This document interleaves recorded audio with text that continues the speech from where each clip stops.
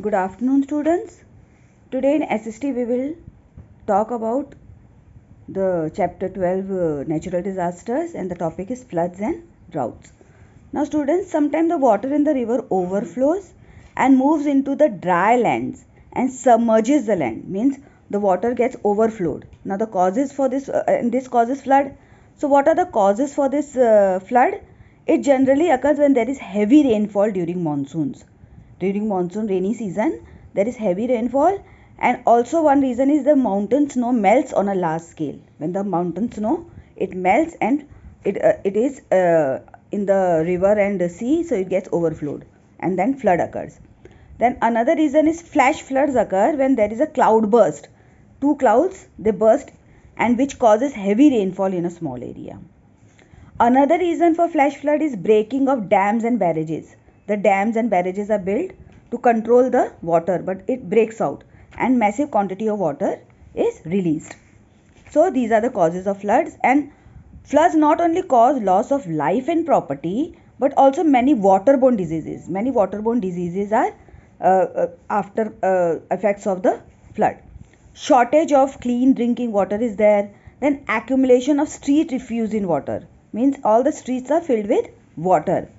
Floating remains of human and livestock pose a severe health hazard in the affected areas. There are floating remains of all human bodies or livestock, cattle and all, and because of that severe health hazard is in the affected area. Now what are the precautions? What step we should take?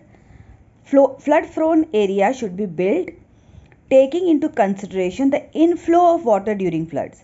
Means if the water is the people living near the flood zone area, flood prone areas, so the level of the land should be high. It should not be near same as the flood area. Then the drainage system of such area must be made more adapted to floods. The drainage system means all the draining system of that area, pipelines and all, it should be adapted to flood so that water can be drained easily, it can go out easily. Then evacuation, we have to evacuate measures should be made adequate for such flood prone areas. Means there should if there is flood area, so the people should be taken out from there.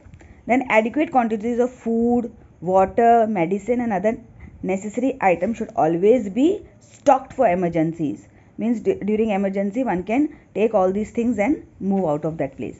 Then drinking water must be boiled before use, and afforestation is a mandatory precaution for the flood prone areas. Means we should grow more and more trees so that there is no soil erosion over there and the force of water of the flood is slow.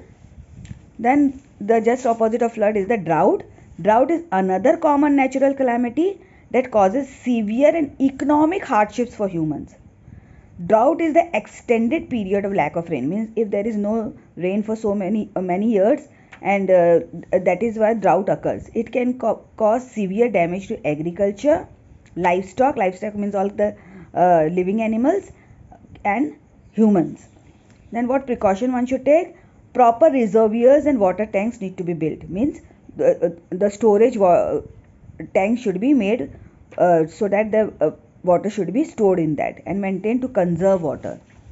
Then rainwater harvesting measures need to be implemented strictly in drought prone areas. Rainwater should be collected so that when it is drought occurs, so we can use this rainwater. Then cultivation of drought resistant crops. We should grow crops like maize and millets.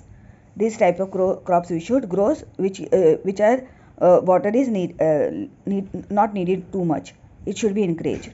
Then water storage structures like dams should be built in such area to supply water in times of drought. Means that at times of drought, from these dams water should be released so that they can cover up the drought area. So students, today we have completed this, and I will send you the exercises of this in the group. Okay, and you will learn do these exercises in your SST book only, not in the copy. Only in the book only you will do the exercises, and diagram I have already told you to make two diagrams of natural disasters. Thank you.